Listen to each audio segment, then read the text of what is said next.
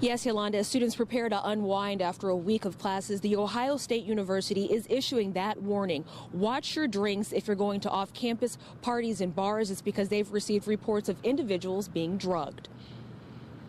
As prospective student Julia Ruth and her mother explore OSU's campus, they aren't just evaluating the quality of the education, but also the quality of life, specifically safety. I mean, definitely just making sure that I know what the social scene is and what it's like and what I have to be careful and watch out for. Thursday, the university issued a campus-wide warning urging students to remain vigilant at off-campus parties and bars after receiving reports of drugging.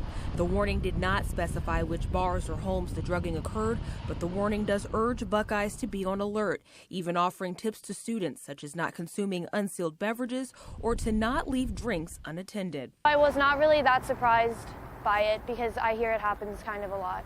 Honestly, I appreciate that the university communicated that something like that could potentially happen off campus. And as this Michigan family continues to weigh OSU against universities across the country, this warning serves as a chilling reminder for students and prospective students everywhere. It's really important to them to talk about the safety basics as far as having a buddy system.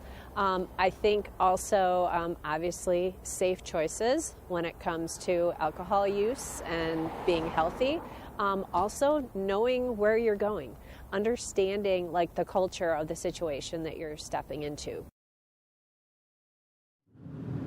And I did reach out to officials with the university to get more information on the possible perpetrators or the location of the drugging. They weren't able to provide that information, but as we learn details, we'll provide them for you both on air and online. I'm live on the campus of The Ohio State University. Cierra Johnson, 10 TV News. Yes, right now we're at the intersection of 4th and 11th, about a block away from that woman has barricaded herself inside of that apartment. I can tell you it is a very fluid situation. Within the last 4 or 5 minutes, they brought in a second SWAT truck to help with the situation. We've also heard every few minutes SWAT reaching out to the woman, asking her to bring herself out. There are several intersections impacted by this situation right now. The traffic officer is telling people to avoid 4th Street. And again, a woman has barricaded herself inside of an apartment at the intersection of 4th and Chittenden, just blocks away from the campus of The Ohio State University. As we get that information, we will bring it to you as it happens. We are live near downtown. Cierra Johnson, 10 TV News. And more breaking news, a shooting range. Speaking of being fit, getting fit, get ready to flex those muscles. The Arnold Sports Festival is underway, and thousands of athletes are expected this year in downtown Columbus. 10 TV's Cierra Johnson is taking in all the action tonight. She joins us live from the exhibit hall with what's new this year. Lots of energy down there tonight, Cierra. Lots and lots of energy. Can you believe 20,000 people will make their way to the capital city for this event? Now, right now, I am in the exhibit hall, and it's kind of the chaos, or the calm before the storm, rather. You can see people setting up for those exhibits. You can find really any type of exhibit related to athletics here. There's protein shakes, pre-workouts, after workouts, and even some of the newest trends in athletics will all be on display here. But outside of these doors is where the competition actually begins. And this year, the organizers are presenting 8 new competitions to really entice some of those new visitors. Among them, a Rubik's Cube competition. Yes, the old school Rubik's Cube is making its way to the Arnold Classic. High school weightlifting, indoor soccer, and the Arnold Ninja Warrior course is making its way to this year's event. Organizers say again, it keeps the event fresh, and it brings new participants who may not otherwise make it to this event. As time has gone on, what happens is sports come to us and say, I want to be a part of that. So our job is to figure out how to incorporate them. Where do we have space for them? Where at the convention center, at the expo center, somewhere else. And then if that sport has a federation and they can put on a good competitive event, we'll find a spot for them on our weekend. You're definitely going to want to check out some of those events. We have the events listed on our website. Coming up at 6, we'll introduce you to some of the women making their debut at this event. And right now you can see it's coming together. By this time tomorrow, it'll be a whole different story really will be buff shoulder to buff shoulder here at the Arnold Classic. We're reporting live at the Convention Center. Cierra Johnson, 10 TV News. Thanks, Cierra. Boy, that thing has grown over the years, hasn't it? It really has. So restaurants better get ready, have lots of protein on the menu. And Lots protein of steaks, shakes and steaks. With the James, coming up on 10 TV.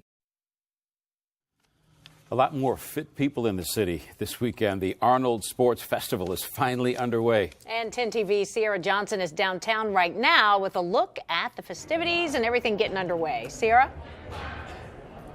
Yes, Jerry and Yolanda, the first day of festivities is now really in full swing, but the day started with a focus on women, those women taking the stage, showing that strength comes in all shapes and ages.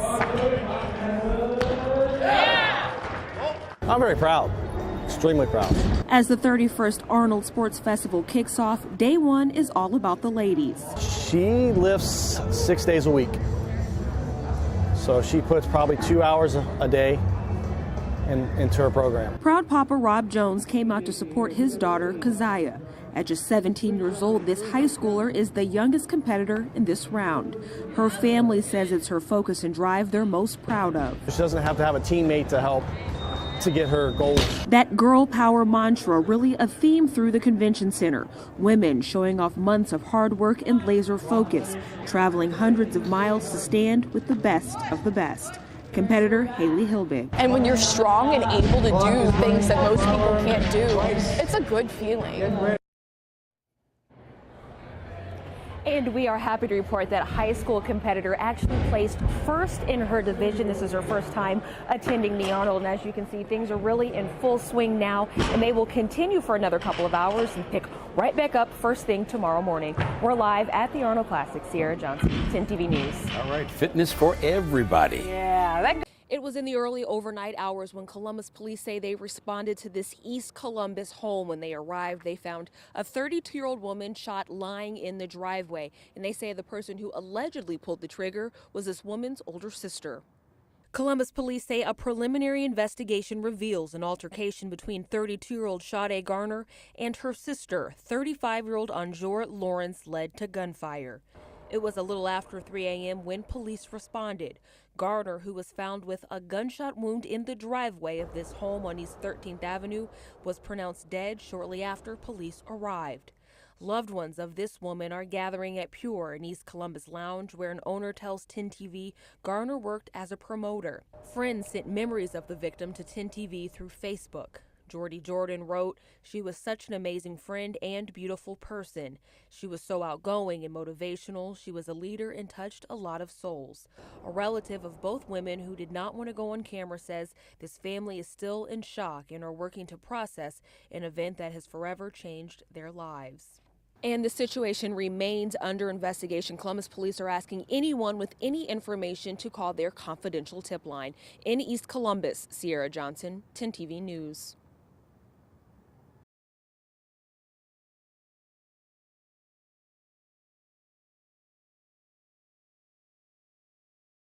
Six, getting a message to victims of human trafficking that there is help. Volunteers in Central Ohio are working to get that message out before a major event comes to town next month. Volunteers are using personal hygiene products to reach out to people who may be looking for a way out. 10 TV's Cierra Johnson joins us from the Greater Columbus Convention Center with more on this whole effort leading up to the Arnold Sports Festival. Cierra. Yes, Scott, in just a couple of weeks, tens of thousands of athletes and fans will be here in Central Ohio for any and all Arnold-related activities. But with a crowd of that magnitude, of course, comes sex trafficking. But an organization today took some time to spread awareness about getting people out of that underworld. Now, take a look at the video. We spent some time with them this afternoon as dozens of volunteers packed bags of hygiene items, and they actually put labels on wet wipes and bars of soap with a contact number for people who may be victims of sex trafficking to reach out and get help, and for those who may have witnessed sex trafficking to get out and get help. It's all part, as I mentioned, of an organization to get individuals into safety. They don't deserve this, that they can get out. There is other options. There's a phone number on it, and just call the number, because nobody deserves to be bought and sold night after night to thousands of men. And Scott, the organizer I spoke with, says there is a silver lining of all of this. They've been doing this for 8 years and they had several success stories. You'll hear more from that organizer tonight at 11. We're live in downtown Columbus. Cierra Johnson, 10 TV News. Cierra, thank you. Tomorrow marks 1 year since Westerville police officers Eric Joring and Anthony Morelli were killed in the line of duty, and the community is coming together to honor them. Thanks for joining us. For 10 TV News at 11, I'm Scott Light. 10 TV Cierra Johnson joins us with the way officers Joring and Morelli served and how we're all better for their service. On this anniversary of the tragedy that will forever change the city of Westerville, you can still see houses with blue lights, a sign of support, a sign forever brightening this community. I had a day off actually and got a call from a coworker saying you might want to order blue light bulbs. And I thought, wonder why. Figured out what happened. It was a terrible time. It really was. It's been 1 year since Matt Smith, general manager of Roush Hardware in Westerville, learned that 2 officers in his close-knit hometown were killed in the line of duty. Police officers Anthony Morelli and Eric Joring were shot and killed while responding to a 911 hang-up call. It was somber for a long time. It really was. It overtook. It seemed like every day, all day. That's all it was. But Smith says the blue bulbs, a sign of respect and solidarity for members of law enforcement, remained a bright spot, a beacon of strength glowing on the streets of a community nursing a broken heart. We could not keep up with the demand. It was all day, every day, trying to do that. And now, a year after that cold Saturday in February, this community stands strong. Those blue bulbs, a simple gesture with a huge impact, shines bright throughout a community brought together by tragedy. They're honoring the police officers. I think a lot of people think they need to go all out and decorate like it's Christmas. It's just a single light bulb. That's all you need, just to show support. Several organizations are holding events to honor those 2 officers killed in the line of duty. You can find details on our website, 10tv.com. In the city of Westerville, Cierra Johnson, 10 TV News. Well, students have been dancing since last night at the Ohio Union over at OSU. It's for the Buckeye-thon 2019 Dance Marathon. 10 TV Cierra Johnson is there with more on the importance of this event as it helps sick kids. Cierra? Yes, Scott, I can officially cross covering a rave off of my journalistic bucket list. Right now, there's a couple hundred kids having the time of their lives, and it's all for a great cause. Now, these students have been dancing in 2 shifts, 2 12-hour shifts, nonstop since yesterday. And this dance-a-thon is a combination of events, and most importantly, it's a fundraising to support hematology and oncology at Nationwide Children's Hospital. Now, these students aren't only great dancers and having a great time, but they've been doing this since 2010.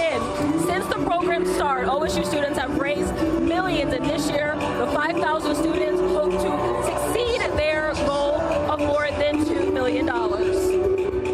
Honestly, you can't put words to it. To know that you're a part of a movement bigger than yourself, that's making a difference of the lives of the 36 kids on the floor at the hospital, of the 43 kids diagnosed with cancer every single day in this country. There are no words that can be put to describe being a part of it. It's hard to believe we still have about 4 more hours until this event concludes. And tonight at 11, we'll be able to bring you the grand total of how much these students have raised for pediatric research. We're live at The Ohio State University. Cierra Johnson, 10 TV News. Great crowd out there. He's traumatized. He's very embarrassed. Tonight, a Zanesville family is looking for answers after they say their son was assaulted more than once inside a middle school bathroom.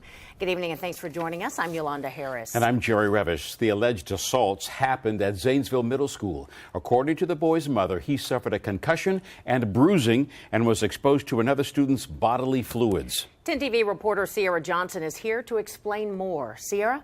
Yes, Jerry, Yolanda, the mother of that 7th grade boy, says what happened to her son is unacceptable. She says he received no notification from the school of her son's alleged assault, and he was not offered any medical care after being hit and urinated on by a classmate.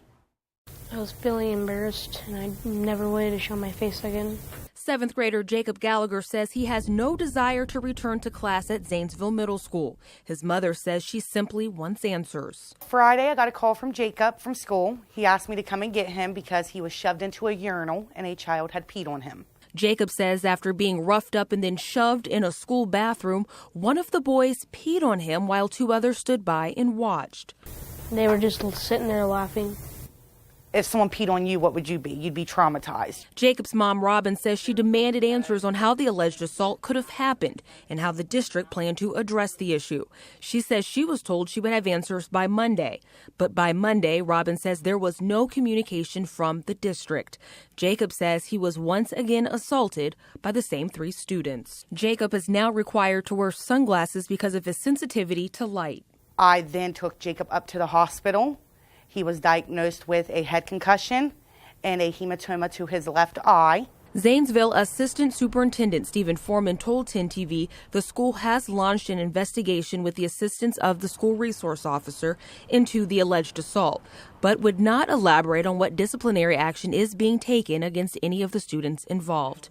This family says they are searching for answers, communication from the school, and a promise that this wouldn't happen to anyone else's child. My son is far from a saint. He's had his issues. He's had his problems. But for him to get this kind of treatment is not fair to him. We also received this statement from the district superintendent, Doug Baker. The Zanesville City School District investigates all reported violations of the Student Code of Conduct. Based upon any results of school investigations, disciplinary consequences may or may not be applicable. Should an investigation indicate a violation of the law, a referral is immediately made to local law enforcement officials. Yolanda? All right, thank you, Cierra. I was feeling on top of the world at that point. 10 TV was there as first-time homebuyer Sherry Sims ceremoniously broke ground on her new home. The 3-bedroom, 3-bath home on Bassett Avenue would be made out of shipping containers. The project was the brainchild of nonprofit founder Michelle Reynolds and nothing into something real estate. This is something that's new and innovative and exciting, and she's taken the risk to be one of the first. And Sims says that statement made by Reynolds moments after the 2018 groundbreaking was an eerie foreshadowing of what was to come. I hung in there thinking that this is a new build.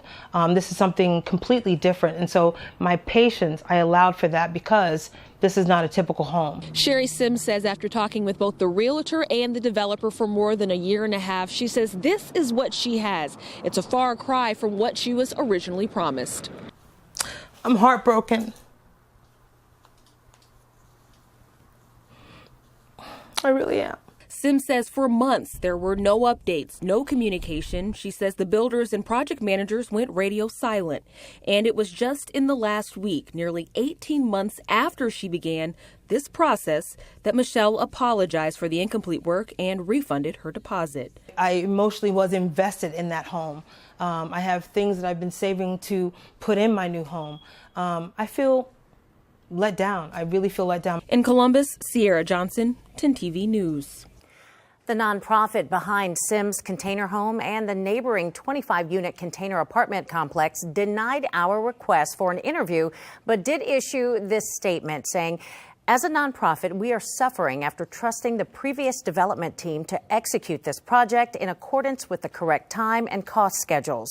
We have experienced significant financial loss and been forced to deviate from this project's original mission, to provide an affordable and safe home to Miss Sims.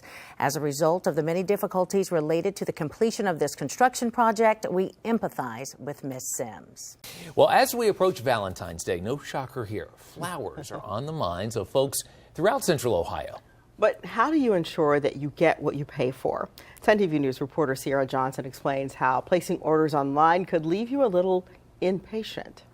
It's like Christmas in here. Whenever we open up our boxes of flowers, oh, look at this, look at this. For nearly 25 years, Molly Dreyer has arranged, fluffed, and delivered floral arrangements throughout Central Ohio. It's a happy industry, usually a happy industry.